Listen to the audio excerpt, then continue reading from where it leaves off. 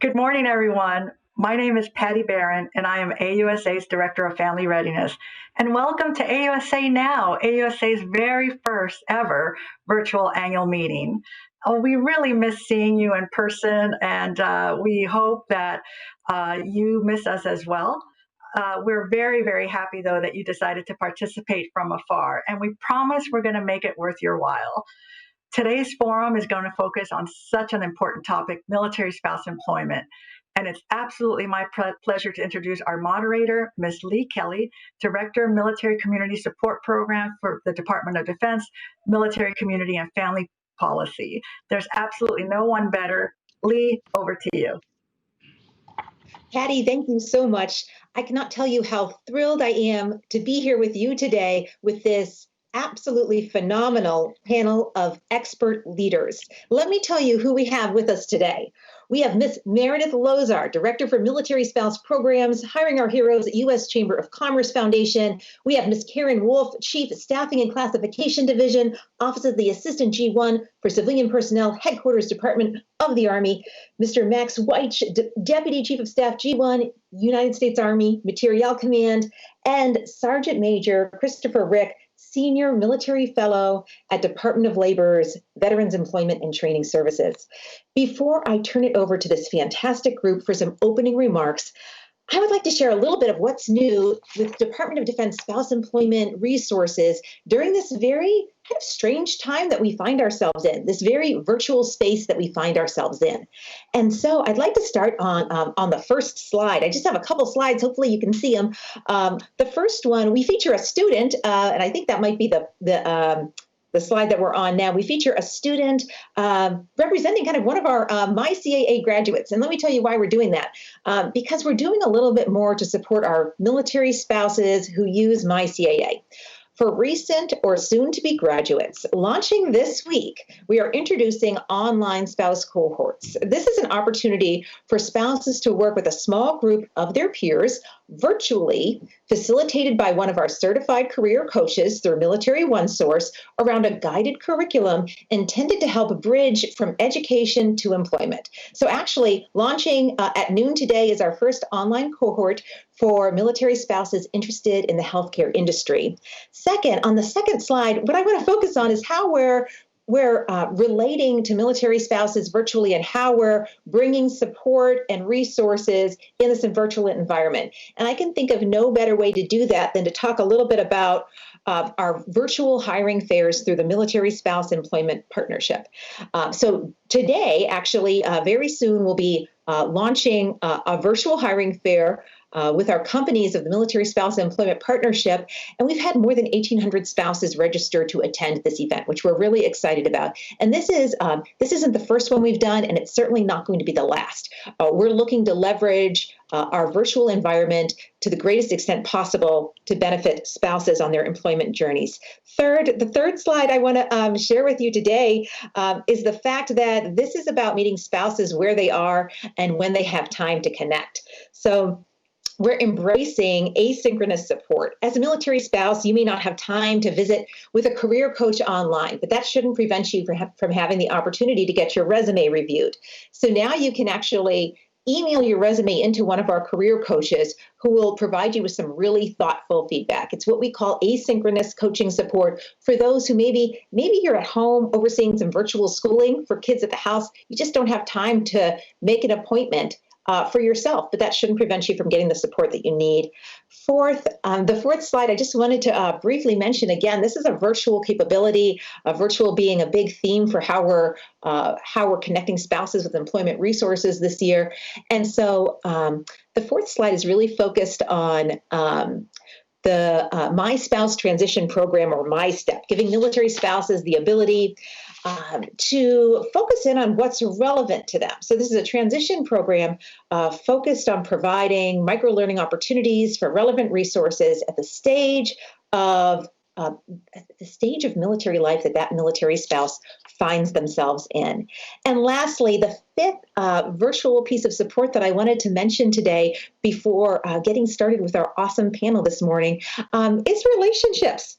Whether you're a single or dual income household, relationships and the need to feed them are universal. And being cooped up this year may have added some additional challenges or stressors to maintaining positive family relationships. And so that's why this fall we've launched a relationship campaign through Military OneSource focused on the wide array of resources that we have to offer to military families, to include couples counseling, all in support of helping families to build, maintain, strengthen those positive family relationships. And now, without further delay, I would like to get us started and turn it over to Ms. Meredith Lozar with Hiring Our Heroes for her opening remarks. Meredith? Everyone, it's great to be here with you this morning. I'm here today to share some key insights from our recently released Military Spouse Career Journeys study. As we continue to support Army families, maintaining a focus on military spouse employment is vital. And one statistic we found that demonstrates that is that nearly 50% of today's military families are discussing departing military service to support the spouse's career. So what did this research tell us? What did we do with the Military Spouse Career Journeys study? And what does it mean for you? Well, over the course of the past 18 months, in collaboration with Grow with Google and Burning Glass Technologies, Hiring Our Heroes utilized focus groups and a survey to gather information from over 1,500 military spouses, 43% of which were Army spouses. Our study examined how entrepreneurship, remote work, and upskilling can serve as economic drivers for these spouses. The study also looked at how corporations, policymakers, nonprofits, and communities can help support the careers of today's military spouses. So let's dive into what we found. Here are some key findings from that research. First and foremost, we often think that military spouses experience career mismatches, that they're nurses and teachers who struggle with certification and licensure reciprocity, and that simply their careers just don't match the military lifestyle. And while that is certainly the case for some of us, and is important for us to continue advocating for that reciprocity, it is not the case for all of us. We do see career mismatches for military spouses when they look for employment opportunities. However, we also see skills matches, and our research showed us that there are in-demand opportunities that match military spouse educations and also professional development that they've had in the past. So let's talk about what a few of those are. We found alignment with in-demand job opportunities in career areas such as business management and operations, human resources, and marketing and public relations, which underscores the need for employment readiness teams to establish partnerships with nonprofits and corporations who can highlight these specific employment opportunities for military spouses. We also learned that navigating the resources to find employment can be a challenge for military spouses. In fact, 70% of them told us that they face resource confusion every time they go to look for employment and training opportunities. So the question is, where do they turn? What do they do when resources become overwhelming? Well, our research told us that while military spouses will rely on military-specific organizations as a general employment resource, they are much more likely to look for a job using an online job board or social media, further underscoring the need for those employment readiness teams to utilize those forums to post job opportunities that meet military spouses' needs with flexibility and perhaps remote work so that they can reach military spouses where they're most likely to look for career opportunities. In addition, our study talked about entrepreneurship, which I know is something that's in the forefront of everyone's mind right now. And we found that both business ownership and self-employment are viable options for military spouses. In fact, 24% of spouse respondents shared that they currently or previously owned their own business or were self-employed. What's more, the study also told us that Black female spouses tend to favor starting their own business over pursuing employment. When we dug a little deeper, the study results showed us that military spouse businesses fail due to lack of portability, not profitability. This is in stark contrast to their civilian counterparts, who are most often faced with closing their doors because of lack of profitability. And this truly means that we need to pay attention to what we can provide for military spouse entrepreneurs to help them have a portable, successful business. What's more than that, spouses also told us that to be successful as entrepreneurs or while being self-employed, they need help with skills like website development and social media. Finally, one of the most staggering statistics is that 33% of today's military families either are or have in the past lived apart from their service member in order to support the spouse's career. Talk about stark contrast to their civilian counterparts. Only 1.5 of civilians ever do that. And the reason that they told us they are most likely to live apart from their spouse is because of a medical emergency with perhaps an ailing parent or a child.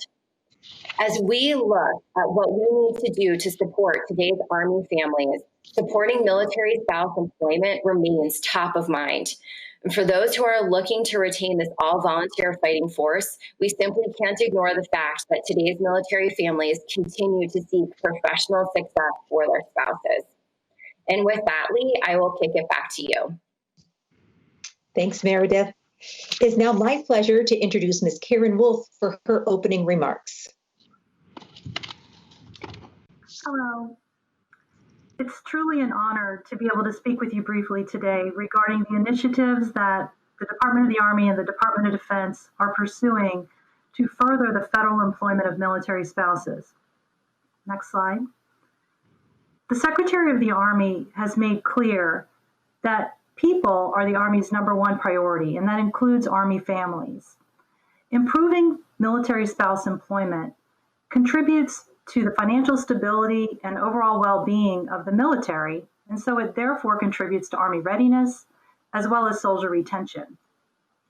The Army has consolidated numerous resources into one location under the Army Quality of Life website, and those resources focus in part on military spouse employment.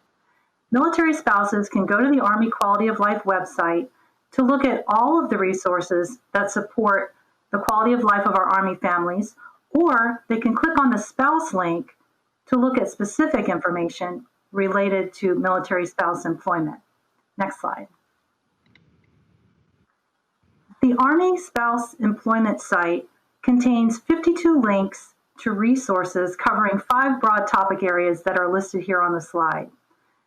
These resources provide information ranging from support to home-based businesses, information regarding licensure reimbursement, education and scholarships, as well as information regarding the points of contact for the Army Civilian Personnel Advisory Centers, the Army Benefits Center, as well as general information regarding the federal employment process, USA jobs, and military spouse appointing authority.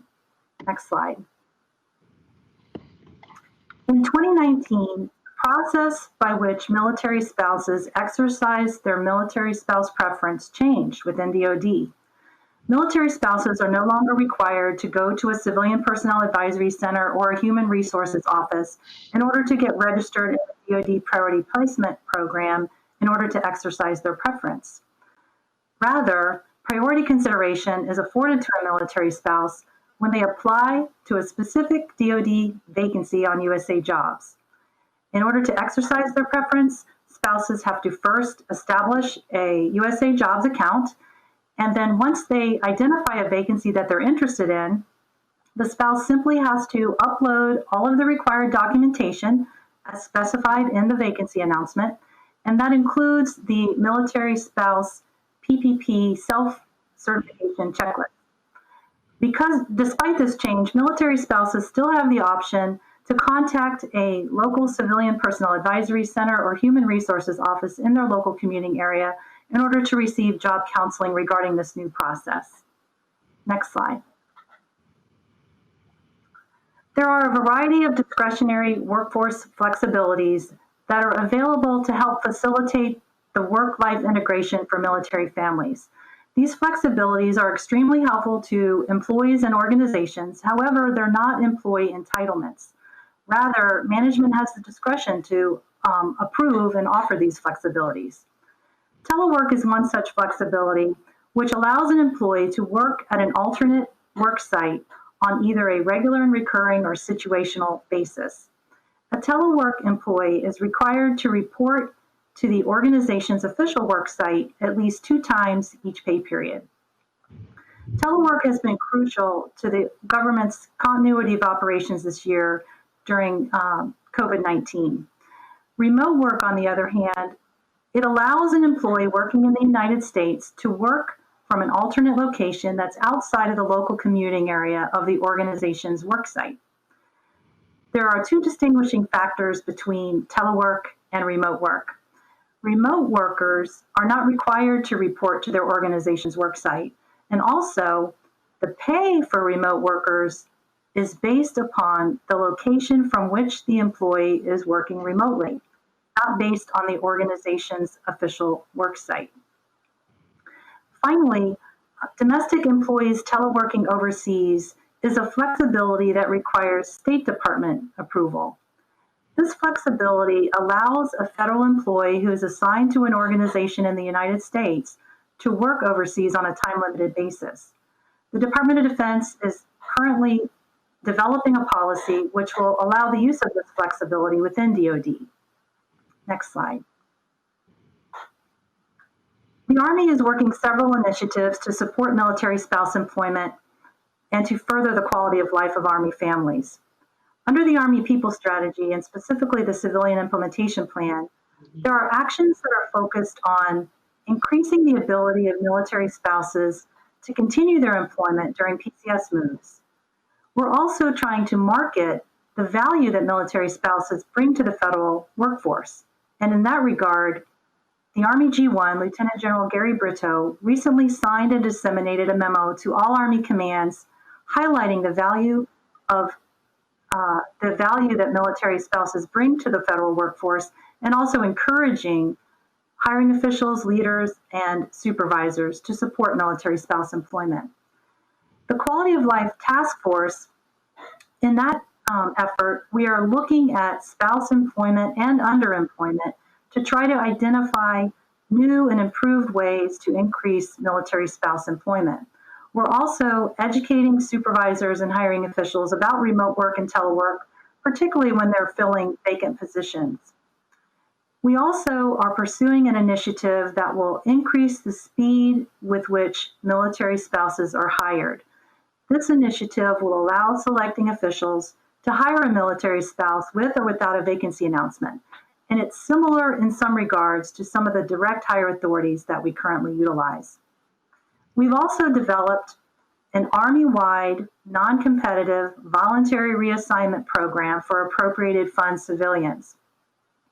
This program will help facilitate a military spouse's ability to continue their employment during PCS moves. And this program will be a sister to the Army's Civilian Employment Assignment Tool, SEAT, which is currently used for the non-appropriated fund workforce.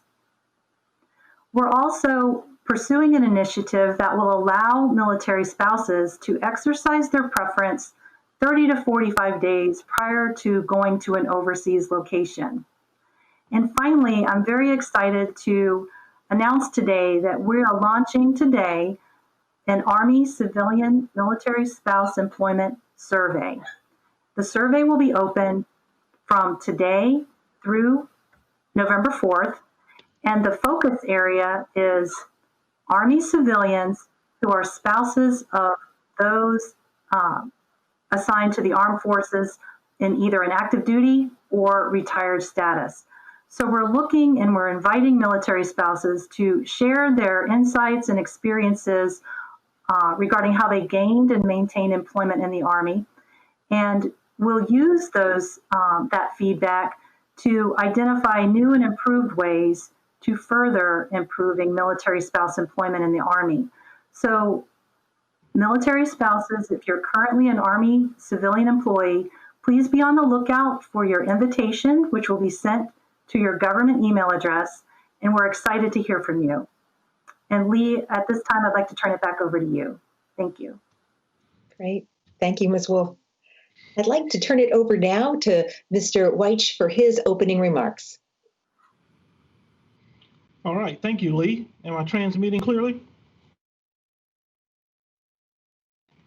All right, good morning. I'm Max Weich from U.S. Army Material Command. I'm delighted to join the AUSA team today to discuss spouse employment in the Army. I'll provide a brief overview of the work we've done developing and expanding the Civilian Employment Assignment Tool, or CEAT. Next slide, please. The program focuses on easing the geographic employment transition for non-appropriated fund, or NAF employees. The tool focuses on support during the PCS process, but also can be utilized for other movement needs as well. CEAT is now available to employees across all NAF programs, and it enables the transfer without a break in service, which is very important and critical to the continuation of employment. Next chart, please. The program launched in 2018 with a focus on NAF, Child and Youth Services, or CYS employees who are moving to a new duty station. Prior to the launch, CYS employees with an upcoming PCS were applying via open job announcements with all other candidates. This was a frustrating process for both the employee and the hiring managers at the gaining installations. CEAT enabled the processing time reduction from about 70 days to 50 days. In April of 2020, we actually expanded the program from 7,000 CYS employees to 22,000 overall NAF employees, more than tripling the eligibility. Now the program is open to all NF3 and above employees. Of the total 25,000 Army NAF workforce, about 6,100 are military spouse. Bottom line, our goal is for the spouse to have secured employment at the new site well before they actually move. And we want the spouse to, at a minimum, retain their current grade level and pay level when moving to the new location. Next chart, please. Registration in the tool is easy, and you'll see the link here. And it should be done about 120 days prior to the PCS move. Endorsement of the current supervisor of the employee is required. And really important to note here is that placement of qualified and eligible NAF employees through the program is strongly encouraged. Non-selection of a qualified transfer candidate must be endorsed by the garrison commander. So we really stress and the importance of supervisors and ensuring that our employees have the opportunity to transfer. Next chart, please. You'll see some data here on usage and registration. Since August 2018, when we deployed the tool, we've transferred over 375 NAF employees, almost 200 of which were military spouse. We've also had over 900 registrations to date. We anticipate increased participation in 2021, provided the PCS cycle normalizes. Next chart. Important to know some of our utilization sites as far as gaining installations. Our top 6 sites, all over 20 transfers each, are Fort Bliss, Fort Bragg, Fort Hood, Campbell, Carson, and Stewart. And so we're really looking forward to getting some additional utilization at those locations. Ultimately, Army Material Command has 2 simple goals when it comes to spouse employment. Number 1, we want to maximize opportunities for Army spouse, both military and civilian, to secure career opportunities, both with government and the private sector. And secondly, we want to provide avenues to retain employment along with grade and pay levels as families PCS from one location to another. I look forward to your questions and a discussion. Thank you. Lee, I'll pass it back over to you. Great. Thank you so much. And now I'd like to turn it over to Sergeant Major Rick for his opening remarks. Sergeant Major? Well, good morning, AUSA family. As Lee said, my name is Sergeant Major Christopher Rick. I'm the Sergeant Major of the Army, Senior Fellow, Department of Labor, Veteran Employment Training Services. And I'm excited to be with you this morning to talk about DOL Vet's latest addition to the TAP portfolio, Transition Employment Assistance for Military Spouses Curriculum Pilot. Next slide.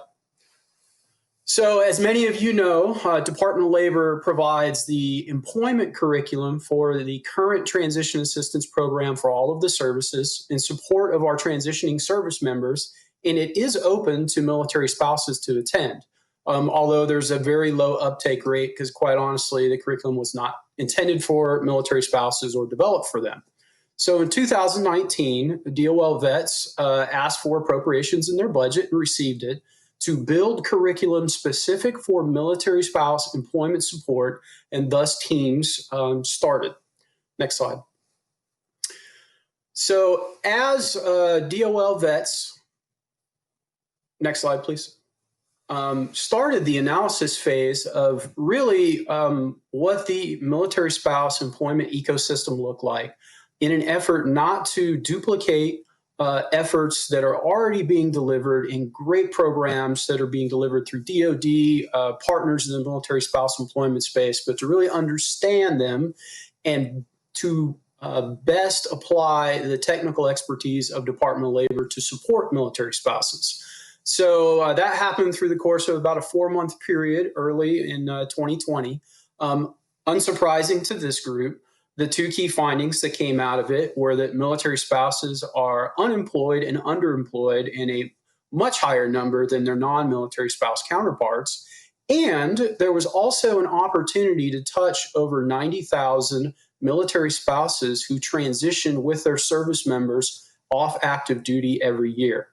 Now, understanding that the titles and authorities to develop this program rest in the transition space, but Department of Labor Vets intends that this be open to ETS and retiring military spouses with their service member, as well as military spouses who are PCSing from one duty station to another.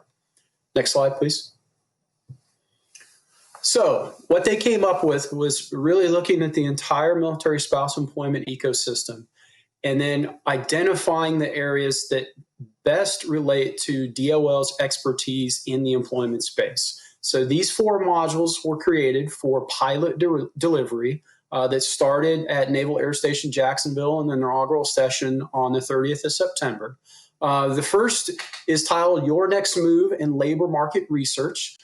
This module capitalizes on the extensive tools that rest within the Employment and Training Administration and Bureau of Labor Statistics within the Department of Labor, and to teach military spouses and those that support them how to utilize those tools.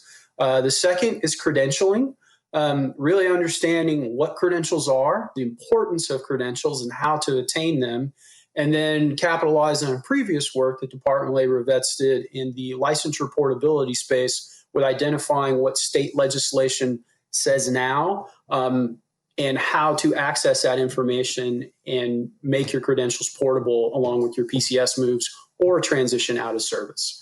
The third is mastering resume essentials, really looking at a labor market analysis of how to best capitalize on the uniqueness of military spouses and how they can best really display themselves through their resumes in the current employment environment. And then that leads into the fourth one, which was marketing me a job search analysis, helping the military spouses to understand the unique attributes and really the agility that they have that the current labor market, especially with the recent changes in transition to the virtual environment, has really brought to the forefront.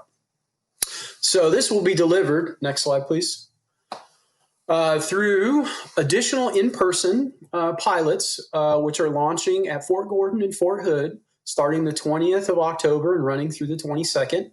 And then simultaneously, a virtual synchronous pilot that has 500 slots available for multiple time zones running from the 23rd through the 30th. And the intent there is that military spouses that are based U.S. and overseas would have the ability to register and attend one of the virtual instructor-delivered pilots on those dates. That registration site opened 1 October for the 500 slots that are available and is right about 3/4 of the way full. So we anticipate that to fill up here quickly and then really get great feedback. So that leads to the way ahead. Next slide, please.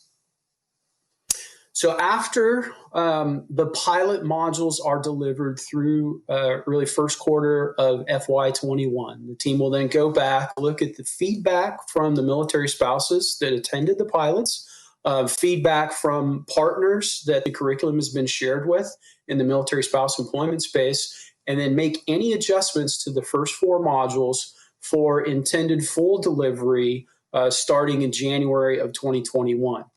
And look at the additional modules that are being considered for development and delivery through the rest of FY21.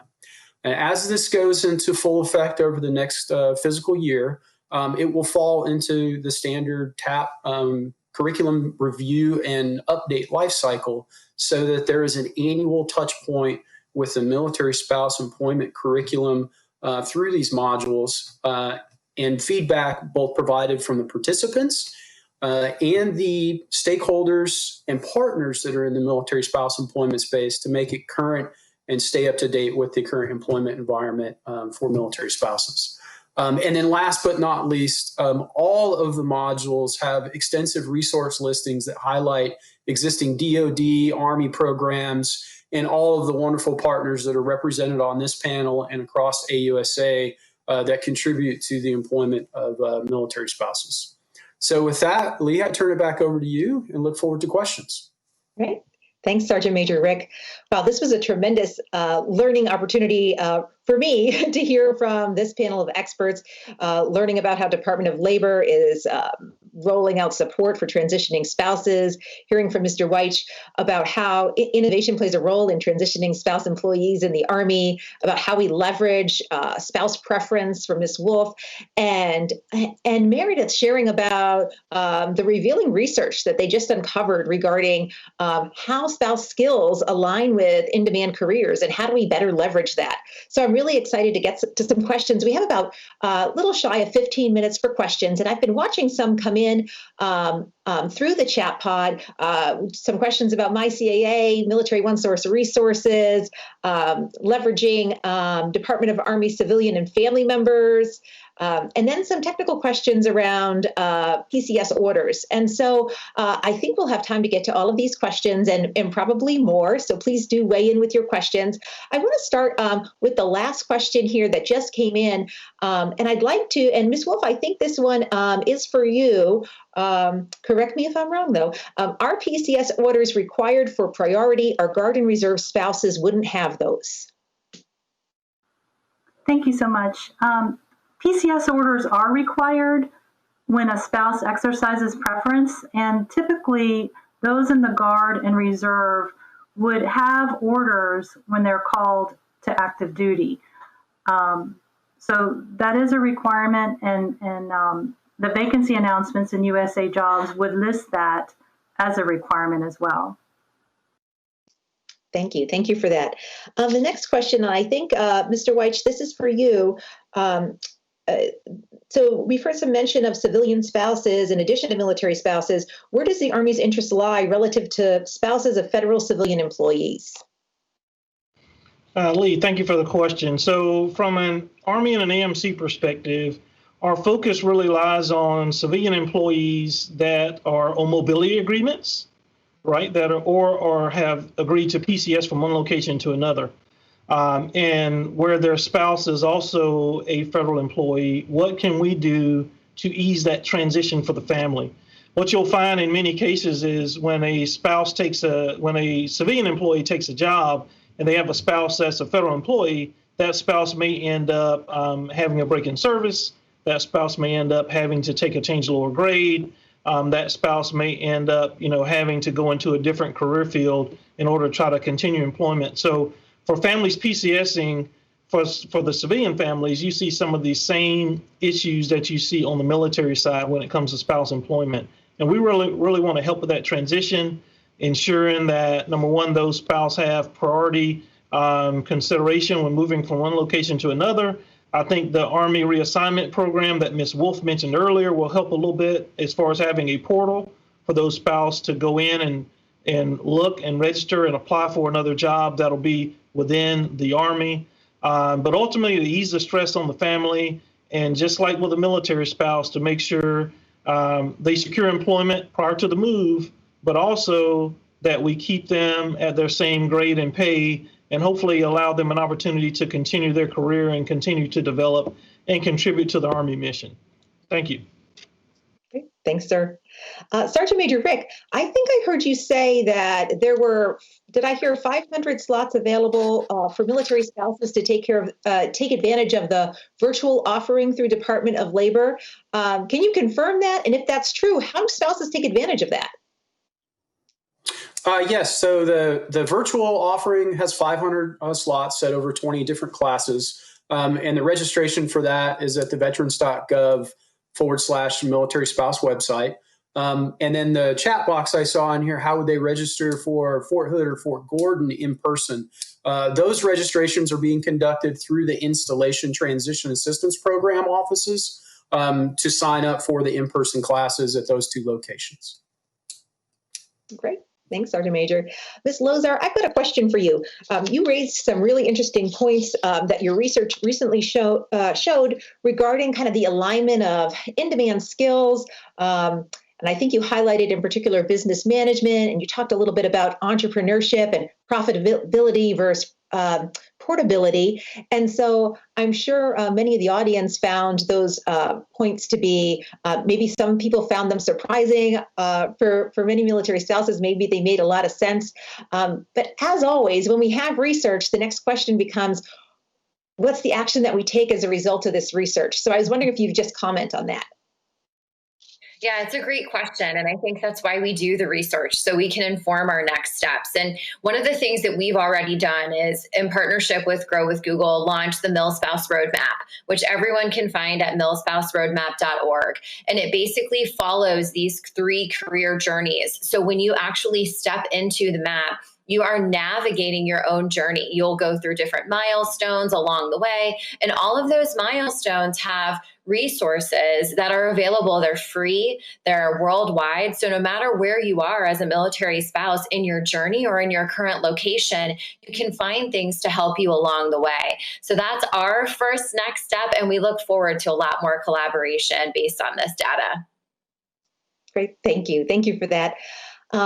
I saw a question come in, and I think Mr. Weich, I think you've addressed it by talking about the Department of Army civilians and family members and how the Army supports them. Mr. Weich, do you know, we had a question come in about, does the Army provide college loan repayment program for civilian employees? Do you know the answer to that one? Absolutely, Lee. Thank you for the question. So the Army does have a program for student loan repayment that is available to civilian employees. It is not an entitlement, it is an incentive. So we really focus that program on our hard-to-fill skills, our critical skill sets, so it's not open to all career fields. It's managed at the organizational level, and so organizations have the budget for it. Normally with the program, an employee can receive up to $10,000 per year in student loan repayment dollars. That is an up to amount. And there is a service agreement that comes along with that. But if an employee is interested in that, they should really contact the local CPAC. Sometimes it's mentioned in job announcements as well. And so you want to really pay careful attention to the job announcement that you're applying to if you're not a current federal employee and looking for a job in the federal government. It'll have all that information in the announcement. But yes, the Army does have a student loan repayment program, but it is targeted to critical skill sets. So it's not an entitlement across the board. Thank you. Great, thank you for that. Ms. Wolf, I've seen some questions come in, and so maybe we've responded to them to the degree that we can right now, but I do want to just make sure, Ms. Wolf, that you don't have any additional pieces of information to add. I saw a question come in about priority placement and Department of Army civilian spouses. Is there anything else to be shared on this topic? Thank you so much, Lee. Within the Army People Strategy and the Quality of Life Task Force, there are initiatives focused on trying to equate the benefits that are afforded to military spouses also to civilian spouses. Now, military spouse preference, that's codified in law. And so to afford a civilian the preference that a military spouse receives would require a submission through a legislative proposal process. Thank you. Great, thank you. I saw a great question come in about what our spouses of retirees and veterans can take advantage of from Department of Labor, as well as our other spouse employment programs. And I'm sure a number of our panel members have a perspective on this. I will share that Military OneSource spouse employment support is available for 365 days post-separation or retirement. And that's unfortunately, it seems like a little known gem. So really encourage those out there to take advantage of that. Sergeant Major, I saw Department of Labor called out here, and I'm sure Meredith too has a perspective on this. So can I pass it to you, Sergeant Major? Yes, and thanks for the question there. It's a great question. So in the transition phase, absolutely there are programs that the OL has put forward to assist the transitioning spouse of a retiree, soon-to-be veteran. And then that links into the Department of Labor-funded State Workforce Development Agency appropriations that really work in and down in the states to help individuals gain employment or increase or upskill their employment opportunities. And those are executed at American Job Centers across all the states and territories. There's over 2,400 of them. And spouses of retirees and veterans and really all Americans receive services at the American Job Centers. So I'll pass it off to Meredith for the rest of that. Over. Thanks so much. So another item that I would just add to that is that Hiring Our Heroes is also available to military spouses, no matter where you are in that life cycle. So you can be a fiance, you can be a girlfriend or a boyfriend, you can be a spouse, you can be a divorcee, retiree, and certainly are able to utilize our services. So if you are looking for professional development, if you're looking for local connections through the Military Spouse Professional Network, if you're looking for a hiring fair that might be virtual or in your area, those options are all available to you. Thanks, Meredith. Thanks for that. There were a couple questions in the chat pod, and we're starting to approach the end of our panel today, but I want to make sure we cover them. There was a question about fees related to Military OneSource. And so I want to stress that Military OneSource is a Department of Defense program. There's no fee or cost associated with it. So for the particular question in the chat pod that relates to document translation services, I would ask if our kind of moderators behind the scenes today could share my email address with you so that I can get a few more details to find out where that information came from that you got, because for sure, without a doubt, Military OneSource is a 100% free service. I saw a lot of likes, a lot of thumbs up on the question about are there plans to expand MyCAA? And so let me tell you right now that our focus is really on leveraging the current authority that Congress just gave us last December to expand MyCAA and raise awareness about that, because to date that hasn't been overly utilized. And so if you're not familiar, the expansion that Congress gave us in December of 2019 was to no longer punish spouses when their service member gets promoted, so that military spouses married to a service member as an E5, an O2, a W2 no longer lose their MyCAA funding just because their service member got promoted, which makes total sense. And we're just really excited to now have the authority to support spouses who are using the scholarship and then their spouse gets promoted. So for spouses, as long as you're using the scholarship in an eligible rank, you can complete using that $4,000 of scholarship funding once your service member gets promoted. We also opened the aperture on what career fields and educational programs are covered as a result of the expansion. And so we're really focused on marketing those, as well as marketing the existing authorities for MyCAA for that E1 to E5, O1 through O2, and W1 through W2. So no additional plans for expansion right now beyond marketing the expansion for the authorities granted to us in December 2019. So I hope that answers your question. And I see now we're probably at time.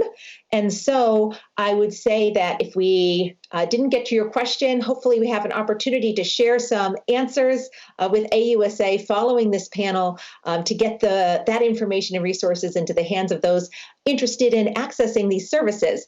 Thank you so much to our panel today. This was a true pleasure to hear from all of these expert leaders in the spouse employment space. Just to let you know, as I mentioned during the opening remarks, we do have the virtual hiring fair happening. It's kicking off at 11 Eastern today for military spouses.